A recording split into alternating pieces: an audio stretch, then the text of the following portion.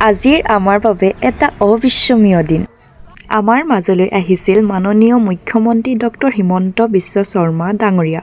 Date means আমাৰ সকলোৱে মৰমৰ মামা। কলেজৰ সকলো ছাত্ৰ-ছাত্ৰী, শিক্ষক আৰু NCC কেডেট সকলোৱে আদৰ সন্মানেৰে অপেক্ষা কৰি আছিলোঁ। অপেক্ষা কৰি বহি গৈছে। ৰেলীৰ অহাৰ লগে লগে সকলোৱে হাতত গামোচা লৈ সন্মান জনালে। মামাই আমাক বাই দিলে আৰু মামাই মোৰ কেমেৰালৈ চালে, চাওকচোন।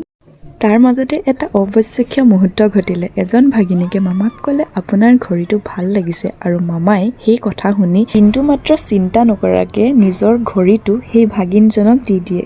ভাগিনজন আমাৰ কলেজৰে এজন ছাত্ৰ আছিল। আৰু কিছু সময় ৰখি মামাই ক'বলগীয়া কেইষাৰমান কথা ক'লে।